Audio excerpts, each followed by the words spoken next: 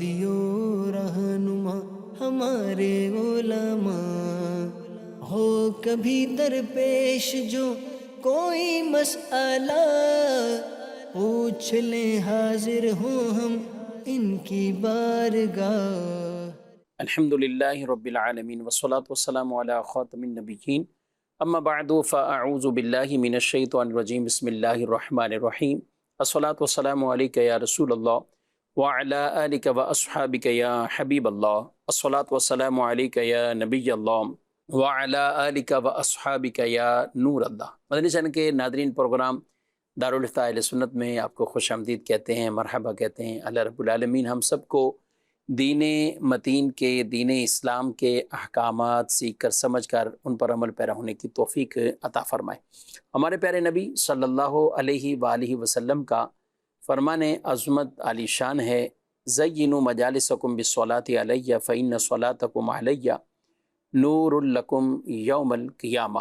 اپنی مجلسوں کو مجھ پر درود پڑھ کر آراستہ کرو کہ تمہارا مجھ پر درود پڑھنا قیامت کے دن تمہارے لیے نور ہوگا۔ صلو علی الحبیب صلی اللہ تعالی علی محمد صلی اللہ علیہ وآلہ وسلم، صلاۃ و سلام علیک یا سیدی یا رسول اللہ۔ ناظرین کرام، اس پروگرام میں سوال جواب کی صورت میں بہت سا علم دین آپ کو سیکھنے کو ملے گا۔ اول تاخیر ہمارے ساتھ پروگرام میں شامل رہیں گے تو انشاءاللہ بہت سا علم بھی سیکھنے میں کامیاب ہو جائیں گے۔ ہمارے ساتھ پروگرام میں آج شامل ہیں مفتی محمد جمیل رضا عطاری صاحب، انہیں خوش آمدید کہتے ہیں۔ کیسے مزاج گرامی؟ الحمدللہ، جزاکم اللہ خیر۔ ماشاءاللہ۔ بڑھتے ہیں، ہمارے پاس کچھ ناظرین کے سوالات ہیں تو دیکھتے ہیں ہمارے ناظرین کیا پوچھیں۔ محمد خالد بیس کالونی سے، میرا مفتی صاحب سے سوال ہے، اگر کسی کے ماں باپ ناراض ہوں اور وہ نیک عمل کرے، کیا وہ عمل قبول ہوتا ہے؟ جی، ماں باپ ناراض ہوں اور وہ نیک عمل کر رہے ہوں۔ ماں باپ کے ناراض ہونے کی اگر وجہ ایسی کوئی بات ہے کہ یعنی اس بندے کا اپنا کوئی قصور ہے کہ جس کی وجہ سے اس کے ماں باپ اس سے ناراض ہیں، یہ ماں باپ کو ایذا پہنچاتا ہے، ان کی حق تلفی کرتا ہے، تو ماں باپ کا ناراض ہونا اولاد کو یہ بہت ساری دنیاوی اور اخروی بھلائیوں سے محروم کرتا ہے۔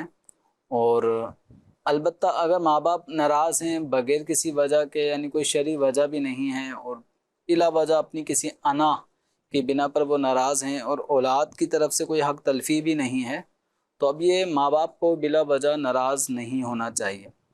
رہا یہ معاملہ کہ اگر ماں باپ ناراض ہیں تو اس بندے کی نیکیاں قبول نہ ہوں، تو بندہ جو عبادت کر رہا ہے اس میں جو خلوص ہے اور ریاکاری سے بچتے ہوئے اللہ تعالیٰ کی رضا کے حصول کے لیے نیک اعمال کرتا ہے، تو وہ نیک اعمال اللہ تبارک و تعالیٰ کی مشیت پر موقوف ہیں کہ اللہ تبارک و تعالیٰ چاہے تو اس کے نیک اعمال کو قبول فرما لے، چاہے قبول نہ کرے، اللہ تعالیٰ کی مشیت اور مرضی پر موقوف ہے۔ لیکن ماں باپ کو بھی بعض اوقات غور کرنا چاہیے کہ اپنی اولاد سے بعض اوقات وہ چھوٹی سی کسی بات پر جو کوئی ان کے حقوق سے بھی تعلق نہیں رکھتی اور بس وہ ناراض ہو جاتے ہیں۔ بعض اوقات یہ ناراضگی اتنی سخت درجے تک ہو جاتی ہے کہ اس میں اولاد کے حقوق تلف ہونا شروع ہو جاتے ہیں۔ یہاں پر پھر ماں باپ گناہ گار ہوتے ہیں کہ جہاں وہ اپنی اولاد کے لیے دکھ، تکلیف، آزار کا باعث بن رہے ہوتے ہیں اور کوئی شرعی وجہ بھی نہیں ہوتی۔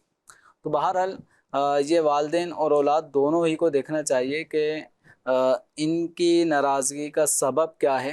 ٹھیک، تو وہ اگر سبب اولاد کی طرف سے نافرمانی ہے، حق تلفی ہے، تو اولاد کو چاہیے کہ اپنے والدین کو راضی کریں، اور جو اب تک والدین کو ایذا پہنچی ہے، تکالیف پہنچی ہے، ان پہ ان سے صدق کے دل سے معافی مانگیں، اور والدین کو بھی چاہیے کہ جب اولاد معافی کی طرف آئے تو بالکل فراخ دلی کے ساتھ ان کو معاف کریں۔ اس سے اولاد کو ماں باپ کے ساتھ آئندہ اچھے رویے کا ایک موقع ملتا ہے، ایک ان کی لائف میں ایک ٹرن آتا ہے اور وہ ماں باپ کی عظمت کو دل و جان سے تسلیم کرتے ہیں۔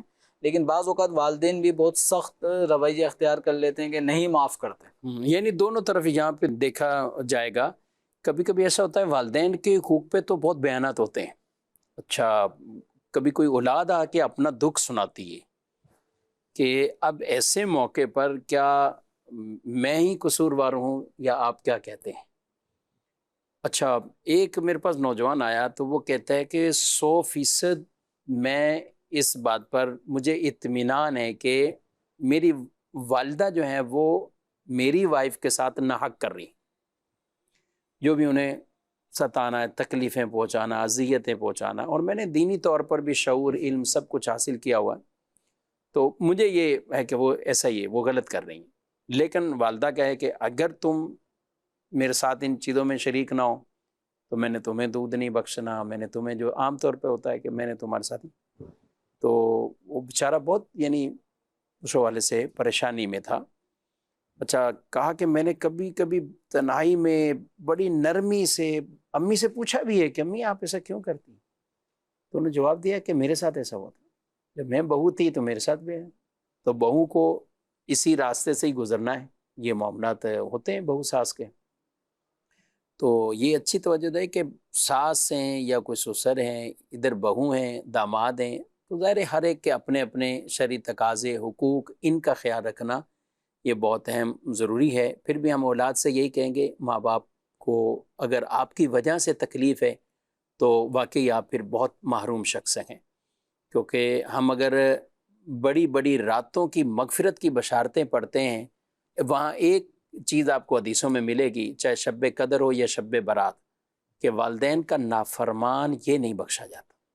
اگر آپ ایسی اذیتیں والدین کو پہنچا رہے ہیں تو آپ معافی مانگیں، توبہ کریں، اور بعض روایات میں نفل اور فرض قبول نہ ہونے کے بارے میں بھی روایات میں موجود ہے، تو آپ کو چاہیے کہ اپنے ماں باپ سے معافی مانگیں۔ ماں باپ اگر زیادتی بھی کر رہے ہوں تو اولاد پر نہیں ہے کہ اولاد بھی زیادتی کرنا شروع ہو جائے، اولاد ان کی اولاد ہیں، وہ ان کے بچے ہیں، اللہ سے دعا بھی مانگیں، ان کے دل میں نرمی پیدا ہو جائے، یہ بھی کریں، لیکن اپنے ماں باپ کو بہرحال راضی کریں۔ ہاں، ماں باپ کو راضی کرنے میں اگر کوئی خلاف شرع کام آپ کو کرنا پڑ رہا ہے تو پھر آپ نہ کریں، پھر وہاں آپ رک جائیں، لیکن ماں باپ کو نرمی سے آپ سمجھاتے رہیں، نرمی سے آپ کچھ نہ کچھ جواب دیتے رہیں، اور گھر کا ماحول بھی اچھا رکھیں۔ جی، مزید سوال؟ یہ ہمارا یہ سوال ہے کہ کوئی نماز پڑھ رہا ہے اور اگر ہم کو کوئی کام میں اس کے سامنے جانا ہے تو ہم کیسے جا سکتے ہیں؟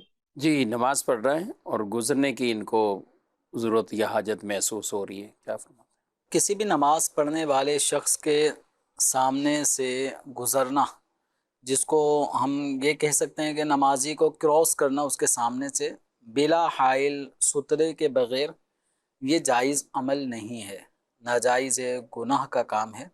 یعنی کوئی بندہ نماز پڑھ رہا ہے اور آپ اس کے سامنے سے یوں گزر جاتے ہیں، تو حدیث مبارکہ میں اس کام پر جو وعید ارشاد فرمائی گئی ہے وہ بہت سخت ہے، اور جو اس حدیث مبارکہ کو نقل کرنے والے راوی ہیں وہ فرماتے کہ سرکار دو عالم صلی اللہ علیہ وسلم نے نمازی کے سامنے سے گزرنے والے شخص کے بارے میں فرمایا کہ اگر اسے معلوم ہوتا کہ اس نمازی کے سامنے سے گزرنے کی صورت میں اس کے لیے کیا ہے، تو یہ 40 کا عدد ایک عرصے کے ساتھ خاص ذکر کر کے آپ صلی اللہ علیہ وسلم نے فرمایا کہ اتنے عرصے تک وہ رکنا، کھڑا رہنا گوارا کر لیتا، لیکن نمازی کے سامنے سے نہ گزرتا، کیوں کہ اس نمازی کے سامنے سے گزرنے پر جو اس کو وعید ہے وہ اتنی سخت ہے کہ آدمی اس وعید کے پیش نظر، اس عذاب کے پیش نظر کھڑا رہنا تو گوارا کر لے گا، لیکن نمازی کے سامنے سے یوں ایک سیکنڈ کے اور لمحے کے ساتھ جو گزر جاتا ہے وہ کبھی بھی گزرنا گوارا نہ کرے، تو یہ عمل ناجائز ہے۔ اب یہ ہے کہ نمازی کے سامنے سے گزرنے کی صورتیں بھی ہوتی ہیں، تو یہ جو ممانعت ہے وہ بلا سترہ، کوئی آڑ کے بغیر یہ گزر جائیں تو یہ ممانعت ہے، لیکن اگر نمازی کے سامنے کوئی آڑ ہو اور وہ جو رکاوٹ ہے جس کو فقہی اصطلاح میں سترہ کہا جاتا ہے، تو وہ سترہ اگر نمازی کے سامنے موجود ہو تو اب اس سترے کے پیچھے سے آدمی نمازی کے سامنے سے گزر سکتا ہے، کہ یہ گزرنا پھر نمازی کے سامنے سے گزرنا نہیں کہلائے گا، چونکہ درمیان میں ایک سترہ آ گیا۔ اب یہ جو سترہ ہے اس کی مقدار یہ تقریباً جو ہاتھ کی جو انگلی ہے یہاں سے لے کے کوہنی تک، اس کو عربی زبان میں ذراع کہا جاتا ہے، ایک ہاتھ بھی بول دیتے ہیں، ایک ذراع بھی کہا جاتا ہے۔ اس کی جو مقدار ہے تقریباً 18 انچ بنتی ہے، 1.5 فٹ۔ تو اگر نمازی کے سامنے کوئی 1.5 فٹ اونچی کوئی بھی چیز، اب وہ چاہے کرسی ہو، چاہے وہ اسٹول ہو یا کوئی کین ہے وہ رکھ دیا گیا گھر میں، یا پاس موجود کوئی ایسی صورت ہے کہ جو نمازی کے سامنے کھڑی کر دی جائے اور اس کی لمبائی تقریباً 1.5 فٹ یا اس سے زیادہ ہائٹ بھی ہو سکتی ہے، تو اب اس چیز کے آگے سے کوئی شخص گزر سکتا ہے، اس کو نمازی کے سامنے سے گزرنا نہیں کہا جائے گا اور اس پہ کوئی وعید نہیں ہے، یہ ایک جائز صورت ہو جائے گی۔ صحیح۔ تو نمازی کے سامنے سے گزرنے والے بعض لوگ کسی حد تک مسئلہ سمجھتے ہیں، تو وہ کبھی ایسا کرتے ہیں، جیسے کچھ لوگوں کو دیکھا کہ ان کے پاس رومال ہے جو کندھے پہ لوگ ڈالتے ہیں یا سر پہ باندھ بھی لیتے ہیں، تو اب نمازی کے سامنے سے گزر رہے ہیں تو انہوں نے اپنا رومال کھولا سر سے یا گلے میں سے اتارا اور یوں لٹکایا زمین پہ، ہاتھ سے پکڑا ہوا ہے اور رومال کے ادھر سے نکل گئے۔ ٹھیک ہے، اسی طرح کچھ بزرگ ہوتے ہیں جو مسجدوں کے اندر یہ بھی، یعنی وہ ایسے ہی لٹکاتے ہوئے وہ اس رومال کو جا رہے اس نے پکڑا، ایسے لٹکایا اور لٹکانے کی حالت میں پکڑا ہوا بھی ہے اور یوں ہی نکل گیا، بعد اس طرف جانے کے بعد رومال کو کھینچ لیا۔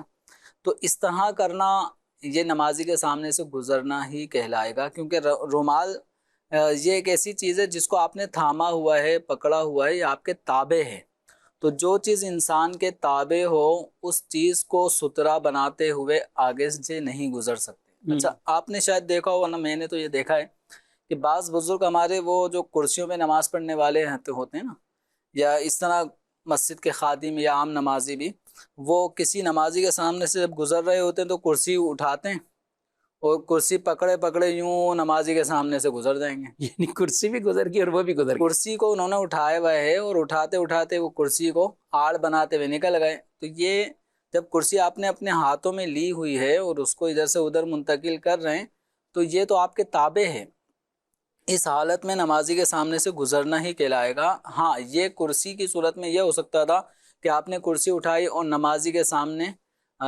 سجدے کی جگہ سے آگے کی طرف آپ نے رکھ دی، اب وہ کرسی اپنی چاروں ٹانگوں پہ مستقل کھڑی ہے، ٹھیک ہے، اب وہ سترا بن گئی، اب آپ کرسی کے ادھر سے اسٹول کے اس طرف سے آپ جا سکتے ہیں، لیکن بعض نمازی یہ سترا سمجھتے ہوئے اس کو کرسی کو اٹھا اٹھا کے ہی نمازی کے سامنے سے گزر رہے ہوتے ہیں، یہ عمل جائز نہیں ہے۔ اسی طرح بعض عصا ہوتا ہے، لاٹھی ہوتی ہے، چھڑی، تو اس کو یوں زمین پہ ٹکاتے ہیں اور ہاتھ میں پکڑے ہوئے ہوتے ہیں اور اسی کو سمجھتے ہیں کہ ہم نے سترا بنا کے نکل گئے۔ یہ جو لکڑی ہے، اسٹک ہے، یہ آپ نے ہاتھ میں پکڑی ہوئی ہے، اس پکڑے ہونے کی وجہ سے یہ آپ کے تابع ہے۔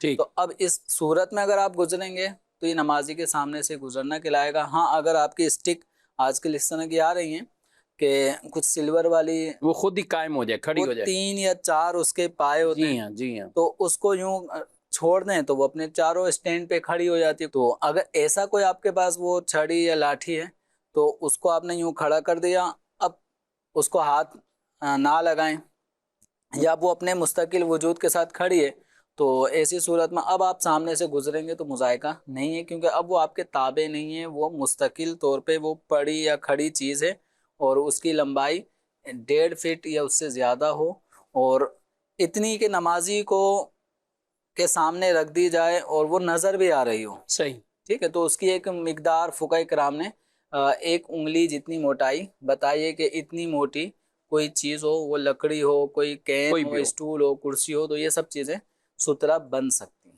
اچھا ناظرین کرام، یہ جو ہم مسائل بیان کر رہے ہیں تو یہ صرف یہ نہیں کہ یہ مسجد کے لیے یہ مسئلے ہیں، اب گھر میں بہنیں نماز پڑھتی ہیں، خواتین پڑھتی ہیں، تو وہاں پہ بھی تو بعض اوقات یہ صورتیں زیادہ پیش آ سکتی ہیں، کیونکہ مسجد میں تو پھر بھی جو مسجد کے صفیں ہیں وہاں نمازیوں کا ہونا ایسا ہوتا ہے کہ ممکن ہے کہ یہاں کوئی کھڑا ہو، یہاں کھڑا ہو، بلکہ ہم نمازیوں سے بھی کہیں گے کہ اگر آپ جیسے نماز کے بعد والی رکعتیں پڑھتے ہیں یا آپ کی نماز ابھی آپ نے شروع سے ہی پڑھنی، اب آپ کو پتہ ہے امام صاحب دعا کر رہے ہیں، دعائے ثانی ہو رہی ہے اور آپ ابھی مسجد میں آئیں، اب جمیل صاحب ہوتا یہ ہے کہ یہ ابھی مسجد میں آئے، اب انہوں نے یہ جسے کہتے ہیں نا، نہ آؤ دیکھا نہ تاؤ دیکھا، نہ ادھر دیکھا نہ کوئی اور، تو بس یہ بالکل کھلے میدان میں بیچ میں شروع ہو گئے۔ تو اب اس آدمی کو بھی چاہیے کہ پہلے سے کوئی آپ انتظام کر لیں، سترے بعض اوقات رکھے ہوتے ہیں مساجد میں، آپ اس جگہ کھڑے ہو جائیں، کسی پلر کا سہارا لے لیں، کیونکہ دعا کے بعد سامنے سے لوگوں نے اٹھ کے آنا ہے اور وہ آزمائش میں پڑیں کہ آپ سامنے کھڑے ہو گئے.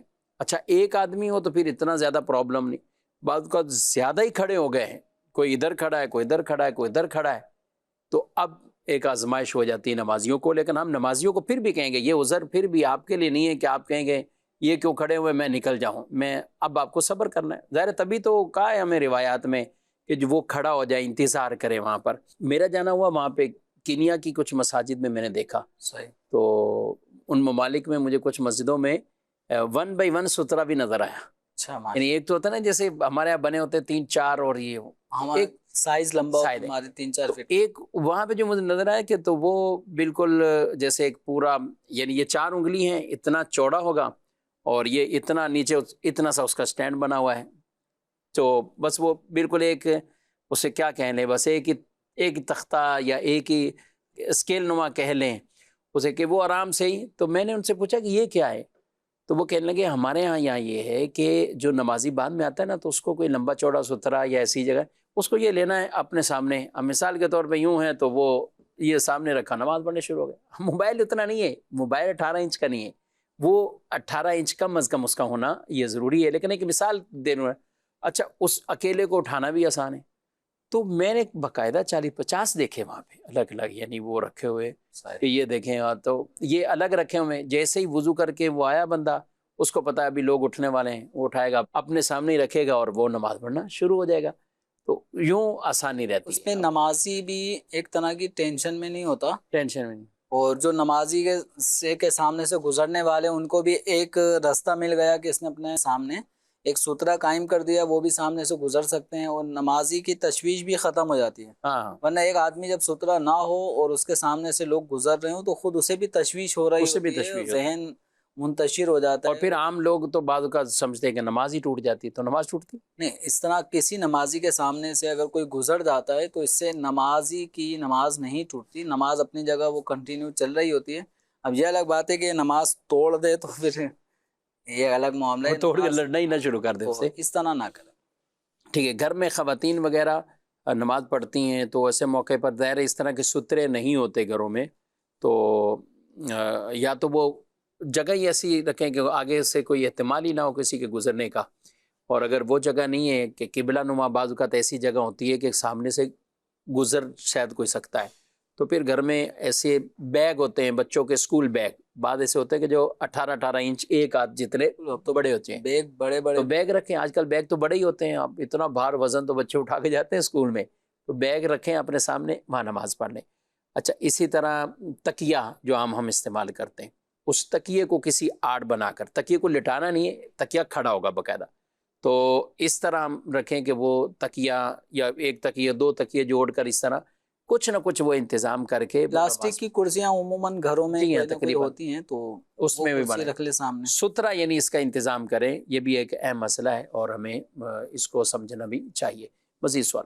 تو میرا نام صہیب احمد ہے. مفتی صاحب میرا آپ سے ایک سوال ہے کہ مفتی صاحب ہم نماز پڑھتے ہیں پر پھر بھی دل کو سکون نہیں ملتا. جی, نماز پڑھتے ہیں دل کو سکون نہیں ملتا, کیا کہتے ہیں؟ نماز پڑھنے کی صورت میں ہمیں اس طرف توجہ دینی چاہیے کہ خشوع اور خضوع جو ہے نا, وہ اس کو حتی الامکان کوشش کریں کہ نماز میں قائم رہے, آخر وقت تک قائم رہے. تو اب خشوع و خضوع یعنی نماز کے اندر ہمارے اعضاء وہ بے جا حرکت نہ کر رہے ہوں. مثلا بعض لوگ وہ کوئی گردن کھجا رہا ہے, تو کوئی کمر کھجا رہا ہے, کوئی سر کھجا رہا ہے, تو کوئی داڑھی سلاتا رہتا ہے, تو نماز بھی پڑھ رہا ہے اور ہاتھ بھی بلا وجہ استعمال میں آ رہے ہیں, ادھر ادھر دیکھ رہا ہے, سامنے دیکھ رہا ہے, تو آنکھیں سامنے کے مناظر کو دیکھنے میں مصروف ہوں گی. دوران نماز بھی توجہ بیٹھے گی. تو نماز میں لطف و سرور حاصل کرنے کے لیے ضروری ہے کہ نماز کے اندر جو پڑھے جانے والے اوراد ہیں, دعائیں ہیں, قرآن پاک کی آیات ہیں, درود شریف ہے, التحیات ہے, تو ان تمام کو ان کے معانی کو سامنے رکھ کر اگر پڑھیں گے تو اس سے بھی ایک خشوع و خضوع حاصل ہوگا. اچھا ایک چیز یہ ہے کہ جب ہم نماز پڑھ رہے ہیں تو قیام کے اندر ہماری نگاہیں سجدے کی جگہ پر ہو, جس جگہ ہمیں سجدہ کرنا ہے, اس سے بھی خشوع و خضوع حاصل ہوگا. جب ہم رکوع کریں تو ہماری نگاہیں اپنے پاؤں پر ہوں, جب ہم سجدے میں جائیں تو ہماری ناک پر نظر ہو, جب ہم التحیات میں بیٹھیں تو اپنی جھولی پر نظر ہو. تو اس طرح اگر ہم نماز کے دوران اپنی نگاہوں کو بھی اگر حفاظت اس کی کریں گے تو اس سے بھی، چونکہ کچھ نظر نہیں آ رہا، ہم کچھ دیکھ نہیں رہے، جب انسانی نگاہ کسی چیز کو دیکھتی ہے تو نظر کے ذریعے سے بھی خیالات دل کے اس طرف مائل ہو جاتے ہیں. جب دل کسی اور طرف مائل ہو جائے گا تو جو نماز پڑھی جا رہی ہے، کبھی رکعتیں بھولیں گی، کبھی صورت ملائی کہ نہیں ملائی، رکوع میں چلا گیا، یہ ٹینشن رہے گی. تو اپنی نگاہوں کی حفاظت کریں اور اپنے اعضاء کو بلا وجہ دائیں بائیں یوں نہ ہلائیں، ہاتھوں کا بلا وجہ استعمال نہ کریں، تو اس سے بھی انشاءاللہ نماز میں دل لگے گا. اور ایک طریقہ کار یہ ہے کہ جب ہم نماز کے لیے حی علی الصلاۃ حی علی الفلاح اس صدا کو سنتے ہیں اذان میں، صحیح. تو ایک جب جیسے ہم کسی کے گھر انوائٹ ہوں تو بڑا تیار ہو کر جاتے ہیں، پھر ہمیں کسی جگہ محفل میں بیٹھنا ہو، تقریب میں، چاہے وہ دینی ہو یا دنیاوی، تو بڑے اہتمام کے ساتھ وہاں ہونے والی چیزوں کو سنتے ہیں، دیکھتے ہیں، تو گویا پارٹیسپیٹ کرتے ہیں اس محفل کا، ہم ایک حصہ بن جاتے ہیں. تو جب ہم نماز پڑھنے کے لیے نکلیں تو اذان کے کلمات سن کر ایک بلاوا، ایک پکار ہے، ہمیں انویٹیشن دی گئی ہے مسجد میں آنے کے لیے، تو خوشی خوشی مسجد میں جائیں، وضو کریں، اپنے آپ کو تیار کریں اللہ تعالیٰ کے دربار میں حاضر ہونے کے لیے. تو جتنا زیادہ یہ تصور ہوگا تو انشاءاللہ اتنا نماز کے اندر دل لگے گا. اور جب یاد الہی کے ساتھ نماز پڑھی جاتی ہے تو اس سے انشاءاللہ نماز پڑھنے کا کیف و سرور بھی بہت بڑھ جاتا ہے. ہمارے بزرگان دین ان کے نماز پڑھنے کے انداز ہی کچھ اور ہوا کرتے تھے. یہ بڑی طویل طویل رکعتیں، طویل طویل سجدے کیا کرتے تھے نوافل کے اندر، تو اللہ تبارک و تعالیٰ کی یاد میں مگن ہو کر پھر یہ نمازیں پڑھا کرتے تھے. ماشاءاللہ. تو کوشش کریں کہ ہم بھی نماز کے اندر توجہ بٹانے والی چیزیں وہ اپنے سے دور کر دیں. ان میں سے ایک آج کل جو دل نہیں لگتا تو اس کی ایک وجہ ہمارے جیب میں رکھا ہوا موبائل بھی ہے، صحیح. اس کی رنگ ٹون ہے. تو ان چیزوں کو بھی آف کر دیں، وائبریٹ بھی ختم کر دیں، تو وہ تمام تر توجہ بٹانے والے عناصر جو ہیں جب وہ دور ہو جائیں گے تو انشاءاللہ پھر نماز کی طرف توجہ بڑھ جائے گی. جمیل صاحب، یہاں یہ ایک شیطانی وسوسہ اس کو کہہ سکتے ہیں یا کیا کہیں، کہ اگر کوئی شخص یہ سوچ کر کہ نماز میں تو دل لگتا نہیں ہے، نماز ہی معاذ اللہ چھوڑ دے، یا نماز اس کو شیطان نماز سے ہی دور کرنے کے اس کو ایسے خیالات پیدا کر رہا ہو کہ نہ تو میں سکون ملا، تو کہیں ایسے بے سکونی مطلب بعد کا حالات کی وجہ سے انسان پریشان ہوتا ہے، اپنے مرض ہیں، بیماریاں ہیں، گھریلو کئی ٹینشن، صحیح. کاروبار کی ٹینشن، کئی جگہوں پہ نوکری کے ایسے پرابلم چل رہے ہوتے ہیں، کوئی ہوتے ہیں بے روزگار ہیں. اب ایک دن پڑھی، 2 دن، 4 دن، ٹھیک ہے نماز ذریعہ سکون کا ہے، اللہ کے ذکر میں سکون نہیں تو پھر کس چیز میں سکون؟ ٹھیک ہے، اگر نہیں آ رہا تو وہ کچھ ہمارے عوارضات یا جو چیزوں کی طرف آپ نے توجہ دلائی. میں یہ سوال ہے کہ اگر کوئی یہ کہتا ہے کہ مجھے سکون والی کیفیت نہیں آ رہی، تو کیا نماز چھوڑنے کی طرف وہ اگر معاذ اللہ جائے گا تو کیا کہیں گے؟ لیکن نماز چھوڑنے کی طرف جانا یہ تو ایک ٹوٹلی طور پہ شیطانی وسوسہ ہے. صحیح. اس وجہ سے یعنی نماز جب آپ نماز کو کسی نماز وجہ سے ہی میں نہیں دل چھوڑنی. نہیں لگ رہا تو تیری نماز قبول کیا ہوگی؟ تو نماز پڑھ بھی رہا ہے تو اس کا کیا فائدہ ہوگا؟ تو یہ شیطان جو ہے وہ انسان کو نماز کی طرف آنے نہیں دیتا، اور اگر کوئی آ جاتا ہے تو بھی شیطان اس کو نماز کا عادی بننے میں رکاوٹ ڈالتا ہے. کسی طرح یہ نماز چھوڑ دے تو اس میں سے ایک وسوسہ یہ بھی ہو سکتا ہے کہ شیطان یہ وسوسہ دے کہ نماز جس کے لیے پڑھ رہا ہے تو اس کی طرف تو دھیان ہی نہیں رکھ رہا، توجہ نہیں دے رہا، تو اللہ تعالیٰ کی یاد تیرے دل میں نہیں پیدا ہو رہی، تو اس طرح نماز پڑھنے کا کیا فائدہ ہوگا؟ تو دیکھیں آدمی جب پریکٹس کرتا رہتا ہے تو ایک وقت ایسا مقام آ جاتا ہے کہ وہ اپنے اس مقصد میں کامیاب ہو جاتا ہے. تو اگر ابھی مزہ نہیں آ رہا، آپ لگے رہیں، ایک وقت ایسا آئے گا کہ آپ کی یہ تڑپ کہ آپ کو بظاہر نماز پڑھنے میں وہ دل نہیں لگ رہا تھا، لیکن آپ پھر بھی کوشش کر کے لگے رہے. من جدہ وجادہ، جو کوشش کرتا ہے وہ پا لیتا ہے. آپ کو آزمایا بھی جا رہا ہو ممکن ہے. جب بندہ لگا رہے کہ دل لگے نہ لگے میں نے نماز وقت پہ ادا کرنی ہے، تو ممکن ہے کہ یہ جو دل نہ لگنے والے عناصر تھے وہ ختم ہو جائیں، نماز میں کیف و سرور آنا شروع ہو جائے. نماز پڑھیں گے، پڑھتے رہیں گے تبھی تو نماز میں سرور آئے گا. نماز چھوڑ دیں گے تو اگر نماز پڑھ رہے تھے اور سرور دل نہیں لگ رہا تھا، نہ پڑھنے کی صورت میں تو اور زیادہ دل خراب ہو جائے گا. تو نماز پڑھتے رہیں، اور یہ شیطانی وسوسہ ہے، اس طرف توجہ بالکل بھی نہ دیں. اس طرح پھر وہ بے نمازی بنا دے گا. اور نماز چھوڑنا یہ گناہ ہے، اور جب آدمی گناہ کرتا ہے تو اس کے دل میں یہ سیاہ نقطہ گناہ کی وجہ سے دل پہ ایک سیاہ دھبا پڑتا ہے، اور بکثرت گناہ کرتے رہنے سے پھر وہ دھبے پڑھتے پڑھتے دل سیاہ ہو جاتا ہے، پھر نصیحت کا اثر نہیں پڑتا. لیکن جب نماز پڑھ رہا ہوتا ہے تو نماز کی یہ فضیلت بیان کی گئی، ان الصلاۃ تنہی عن الفحشاء والمنکر، بے شک نماز بے حیائی اور برے کاموں سے روکتی ہے. تو نماز پڑھتے رہیں انشاءاللہ وہ وقت آئے گا کہ بری عادتیں چھٹ جائیں گی، پاک صاف رہنے کا ذہن بنے گا. کیونکہ نمازی اور کپڑے ناپاک، یہ ایسا نہیں ہے کہ کوئی نمازی مستقل کپڑے ناپاک رہنے کی حالت میں دن گزار دیں، اس کی طبیعت گوارا نہیں کرے گی. نماز کا وقت آ رہا ہے، وہ اپنے کپڑے پاک کرے گا، اپنا جسم پاک کرے گا. تو اس طرح پاکیزگی، جو ظاہری پاکیزگیاں ہیں، انشاءاللہ اس کا جو عادی ہوگا تو باطن کی پاکیزگی کا بھی یہ سبب بنے گا. اچھا، دل نہیں لگ رہا تو نماز نہیں چھوڑیں. جس طرح کسی آدمی کو بخار ہو اور طبیعت اس کی اچاٹ ہو تو اسے میٹھے مشروبات اچھے نہیں لگیں گے، اسے کھیر، سوئیاں اور اس طرح کے میٹھے آئٹم جو لوگ کھاتے ہیں، بڑے شوق سے کھاتے ہیں، وہ آئٹم اسے اچھے نہیں لگیں گے. تو اس وجہ کیا ہے؟ بیماری. تو اب اسے دوا کھانی ہے، دوا کھاتے کھاتے پھر وہ جب بیماری دور ہو جائے گی پھر اس کو وہ کھانے پینے کے آئٹم میں لذت بھی آنے لگے گی. تو یہ جو گناہ ہیں، ان گناہوں کی وجہ سے بھی کچھ لذتیں، کچھ عبادت میں سرور وہ بندے کو حاصل نہیں ہو رہا ہوتا. تو گناہوں کو بھی چھوڑنا پڑے گا، اور اس کے ساتھ ساتھ نماز کی طرف توجہ دیں گے تو انشاءاللہ دیکھیں گے کہ نماز کی برکتیں بالکل آشکار ہوں. ماشاءاللہ. اچھا، اس کو یوں بھی کہہ لیں کہ اگر کئی لوگ ایسے ہوتے ہیں کہ کاروبار میں بعض اوقات ان کا دل نہیں لگ رہا ہوتا، دکان کھولی ہے، جمیل صاحب کوئی گاہک نہیں آیا، اچھا گھنٹوں بیٹھ گئے. اچھا کبھی کبھی مختلف دنوں میں بھی ایسا ہوتا نا، ایک دن گزر گیا، 2 دن گزر، تو ایسا نہیں ہوگا چوتھے دن وہ شٹر ہی نیچے رکھے کہ میرا دل نہیں لگ رہا، میں دکان ہی بند کر رہا ہوں.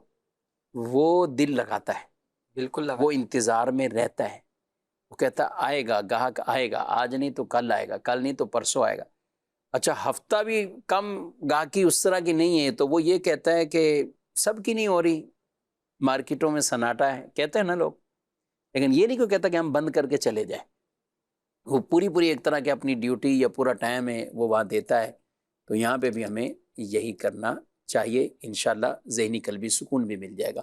مزید سوال؟ مفتی صاحب کی خدمت میں میرا سوال ہے کہ حضور کچھ لوگ نام پکارتے وقت نام بگاڑ دیتے ہیں، جیسے عبد الخالق کو خالق، عبداللہ کو عبداللہ کہہ کے پکارتے ہیں، اور عبد القادر کو قادر کہہ کر پکارتے ہیں، اور عبد الرحمن کو رحمان کہہ کر کئی لوگ پکارتے ہیں. اس طرح لوگوں کو ان ناموں سے ایسے پکارنا شرعاً جائز ہے کہ ناجائز ہے؟ جو آپ ارشاد فرما دیجیے، جزاک اللہ خیر. جی، ایک تو ہے نام کو عبد کے ساتھ ہے تو عبد بھی نکال دینا، ہٹا دینا، اور دوسرا یہ کہ اس کا کوئی اور ہی لفظ بنا دینا. جیسے انہوں نے کہا عبداللہ کو دلہ کہہ دیتے ہیں، کیونکہ ظاہر ہے عبداللہ کا عبد ہے تو پیچھے جو بچنا ہے اس میں مبارک، اس میں جلالت اللہ.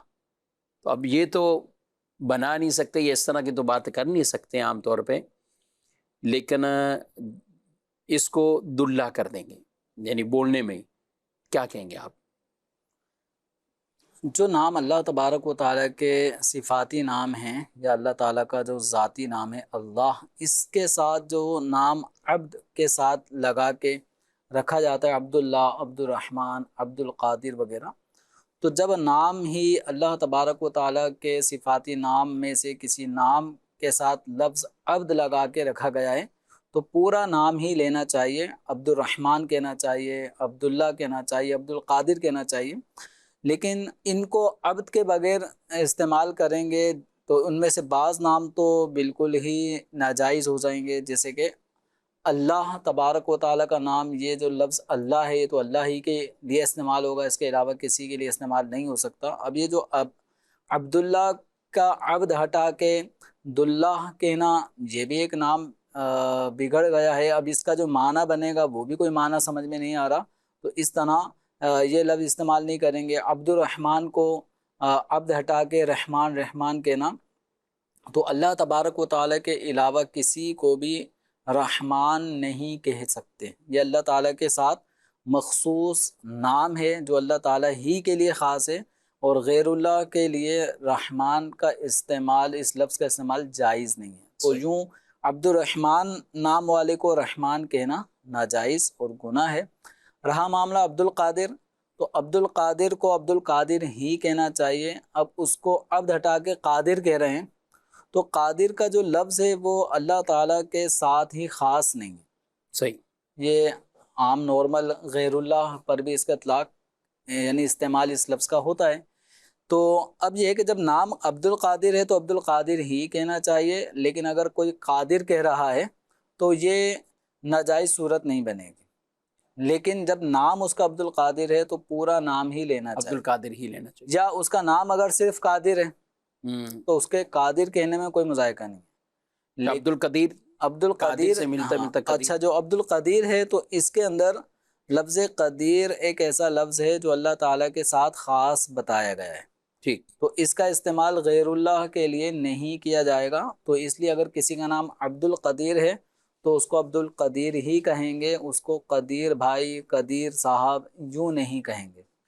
اس طرح انہوں نے جو مثال عبد الخالق کی دی ہے، ہاں، عبد الخالق ہے تو خالق جو فعل خلق ہے، پیدا کرنا، عدم سے وجود میں لانا، تو یہ لفظ بھی اللہ تبارک و تعالیٰ ہی کے لیے استعمال ہوتا ہے، تو لہذا عبد الخالق اگر کسی کا نام ہے تو اس کو خالق نہ کہا جائے۔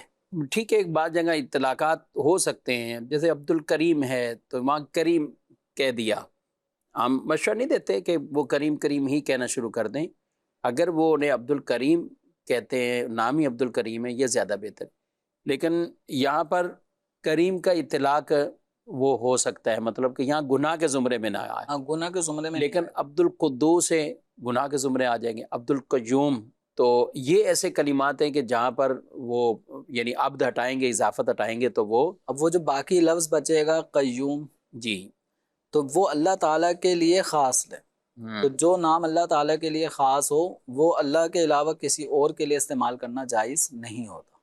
ٹھیک، جی، مزید سوال۔ میرا مفتی صاحب سے یہ سوال ہے، وراثت میں سے اگر کوئی وارث اپنا حصہ چھوڑنا چاہے تو اس کا کیا حکم ہوگا؟ جواب عرض کر دیجیے۔ جی، کوئی اپنا حصہ چھوڑ کر دوسروں کو دینا چاہے، کیا کہتے ہیں؟ کچھ حقوق ایسے ہوتے ہیں انسان کے کہ آدمی وہ اپنا حق چھوڑنا چاہے، نہ لینا چاہے، معاف کرنا چاہے تو وہ معاف کر سکتا ہے، تو وہ حقوق وہ ہیں کہ جو حقوق انسان کو اپنے کسی فعل کے ذریعے سے حاصل ہوئے ہیں۔ مثلا آپ نے کسی کے ہاں کوئی کام کیا، مزدوری کی، اب اجرت کا معاملہ آیا تو آپ کی اجرت بنتی تھی 2000، تے بھی 2000 ہوئے تھے، لیکن وہ آپ کو 1500 روپے دینا چاہتا ہے، 500 اس کے لیے مشکل ہو رہے ہیں، تو آپ کہتے ہیں چلیں بھائی 500 میں نے چھوڑے، تو یہ آپ نے اپنا حق چھوڑ دیا۔ کسی کو آپ نے اپنا سامان فروخت کیا، اب 5000 کا سامان فروخت کیا، اس کے پاس ٹوٹل جمع پونجی جو پیسے بنے وہ 4800 روپے بنے، 200 روپے کم، تو آپ نے کہا چلیں چھوڑیں، کوئی مسئلہ نہیں۔ تو جو حقوق آپ کے اپنے کسی فعل کی وجہ سے آپ کے لیے ثابت ہوا ہے، خرید و فروخت کی وجہ سے، محنت مزدوری اجارے کی وجہ سے، تو اس طرح کے جو حقوق ہیں وہ بھلے آپ معاف کر دیں، آدھا معاف کر دیں، پورا معاف کر دیں، لیکن کچھ حقوق انسان کو اللہ تبارک و تعالیٰ نے ایسے عطا فرمائے ہیں کہ جو آدمی کے اپنی کسب اور اس کی اپنی محنت کی وجہ سے وہ حق حاصل نہیں ہوئے، تو ان حقوق میں سے ایک حق ہے وراثت۔ تو وراثت کو اس موقع پر کہا جاتا ہے کہ وراثت ایک جبری حق ہے۔ جبری کا مطلب جس کے حصول میں آدمی کا اپنا اختیار نہیں ہوتا۔ اس کو آپ یوں سمجھ لیں جیسے کسی شوہر کا انتقال ہوا، ایک شخص کا انتقال ہوا، تو اس کی جو بیوی ہے اس نے چاہا نہیں تھا کہ میرا شوہر مرے تو پھر مجھے وراثت حاصل ہو، یہ نہ چاہتے ہوئے بھی بیوی اپنے شوہر کے مال میں وارث ہو جائے گی۔ والدین ہوتے ہیں، والدین کا اس دنیا سے جانا کوئی گوارا نہیں کرتا کہ والدین دنیا سے جائیں، بعض اولاد ہوگی جو اس طرح کی ہوگی، لیکن نارملی کوئی نہیں چاہتا کہ میرے والدین کا انتقال ہو، لیکن والدین کا جب انتقال ہوگا تو والدین کے انتقال ہونے کی صورت میں ان کا جو مال تھا وہ اولاد کو بطور وراثت مل جاتا ہے، اولاد کا حق وراثت ثابت ہو جاتا ہے۔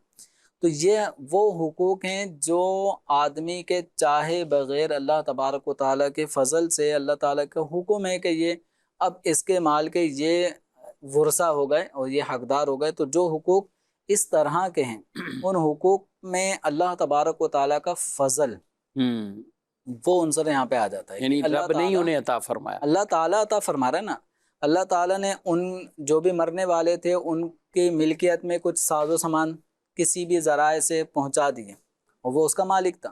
یعنی اس کو یوں کہہ سکتے ہیں کہ عام آدمی کوئی ملکیت میں چیز لیتا ہے تو یا تو خرید کر اس پہ قبضہ کرتا ہے، ملکیت میں لیتا ہے، یا کسی نے تحفہ دیا تو قبضہ کر رہا ہے، ایک طرح کی ہبت عام ہو رہا ہے اور اس کی ملکیت میں آ رہا ہے۔ اس نے تحفہ دیا، اس کی ملکیت سے نکل کر اس کی ملکیت میں جا رہا ہے، بالکل لین دین ہو تو رہا ہوتا ہے، یہ باقاعدہ جو ملکیت کا ایک دوسرے سے ٹرانسفر ہو رہا ہے تو یہ اس کے کسی عمل سے ہو رہا ہے، اسی عمل اور وراثت والے میں اس کا عمل دخل ہی اس نہیں کا عمل دخل نہیں ہے۔ اس بندے کا کی انتقال ہوا، سانس ختم ہوئی، آنکھیں بند ہوئیں، اس کی ملکیت اس کے ورثہ میں منتقل ہو، منتقل ہو ورثہ نے کچھ پاپڑ نہیں بیلے وراثت حاصل کرنے کے لیے۔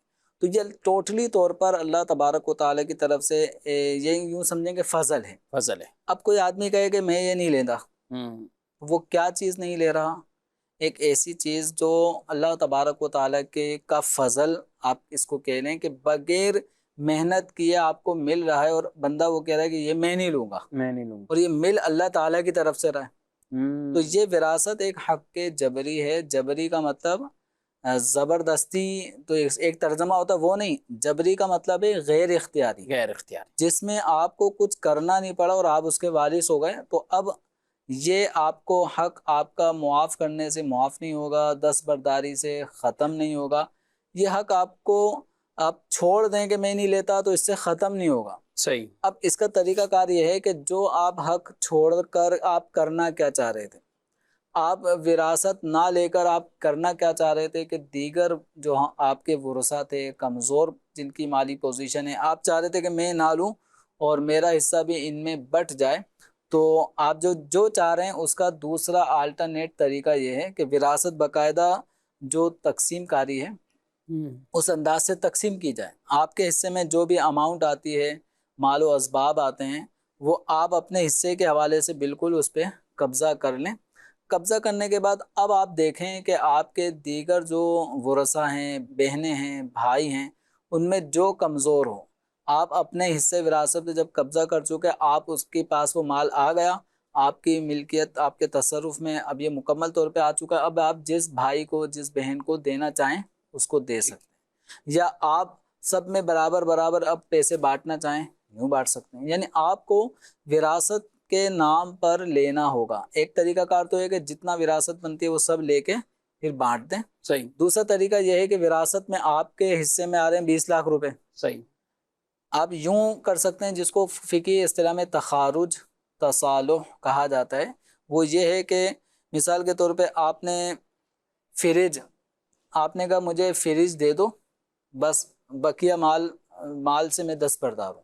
ٹھیک۔ بطور وراثت آپ کم مال لے لیں، اپنے حصے کی مقدار سے بھلے کم لے لیں، لینا ہوگا، لے کر پھر آپ بھلے کسی کو بھی دیتے ہیں۔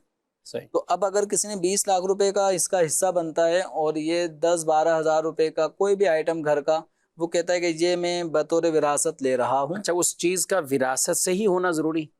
جو مال وراثت ہے، مال وراثت، مال وراثت ہے، انہی میں سے والد کے یا والدہ جو بھی مورث تھا اس کے چھوڑے ہوئے اموال میں سے کسی ایک چیز کو وہ منتخب کر لے کہ بس میں یہ لے رہا ہوں اپنے بطور وراثت، بقیہ آپ لوگ بانٹ لیں۔ اچھا، اس میں جو بقیہ بچا، بالفرض 1 لاکھ روپے کا اس نے سامان لے لیا، 19 لاکھ بقیہ بچے، تو یہ بقیہ کسی خاص کے حق میں یہ چھوڑا جا سکتا ہے یا وہ سب کے حق میں چھوڑنا ہوگا؟ اب جب 1 لاکھ کی مالیت کا مال اس نے لے لیا نا، تو اس کا حصہ سمجھیں کہ 20 لاکھ میں سے 1 لاکھ میں سمٹ آیا۔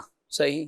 اب جو بقیہ 19 لاکھ روپے ہیں یہ ان سب سے دستبردار ہو گیا۔ اب وہ 19 لاکھ روپے بقیہ سارے ورثہ میں ان کے حصوں کی مقدار کے مطابق ڈیوائیڈ ہو جائے گا۔ اس کو یوں سمجھیں کہ بقیہ ورثہ کو جو بھائی تھا 20 لاکھ مل رہے تھے، بہن کو 10 لاکھ مل رہے تھے، تو اس کے چھوڑے ہوئے 19 لاکھ بہن بھائیوں کے اسی سنگل ڈبل ریشو کے مطابق ان میں آ جائے تقسیم ہو. اچھا یہ نہیں کر سکتا کہ میں بہنوں کے حق میں یہ چھوڑتا ہوں، صرف بہنوں کا حق. اب یہ یوں ہو سکتا ہے کہ میں فی الوقت تو 1 لاکھ لے رہا ہوں، جو میرے باقی 19 لاکھ ہیں وہ میری بہنوں کو میری طرف سے دے دینا. ٹھیک ہے، تو یہ الگ بات ہے کہ اپنے حصہ یہ تو آگے حصہ پورا اس نے لے لیا. یہ سمجھو یہ اپنے حصے میں تصرف ہی کیا کہ 1 لاکھ مجھے دے دو ارجنٹ، بقیہ 19 لاکھ جو ہے وہ جب باقاعدہ تقسیم کاری ہوگی تو اس وقت میری ان بہنوں کو اس کو 5 دینا، اس کو 4 دینا، وہ ایک وکالت کی صورت صحیح. ہوگی. ٹھیک تو یوں بھی کیا جا سکتا ہے. ٹھیک. جی ناظرین کرام، آپ نے یہ بڑی ڈیٹیل تفصیل اس کی وہ سنی ہے، تو اس کے مطابق ظاہر ہے ہمیں عمل کرنا چاہیے. اب کچھ ایسے مسائل بھی اور ڈیپ میں ہوتے ہیں، ہر ایک کے معاملات جدا جدا ہوتے ہیں. نمبر آپ اسکرین پر ملاحظہ فرما رہے ہیں، یہ نمبر اپنے پاس رکھیں، اس پر بھی آپ رہنمائی حاصل کر سکتے ہیں تاکہ آپ کو پورے آپ کے مسئلے کی رہنمائی مل جائے.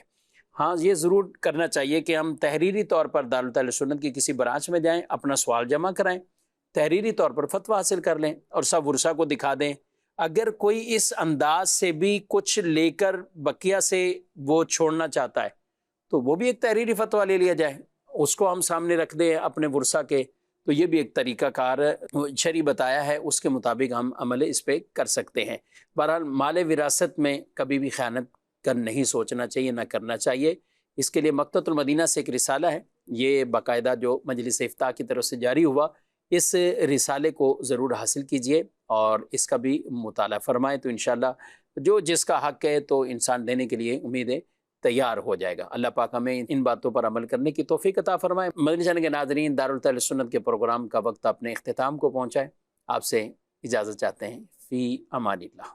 ہادی و رہنما ہمارے علماء، ہو کبھی درپیش جو کوئی مسئلہ، پوچھ لیں حاضر ہوں ہم ان کی بارگاہ.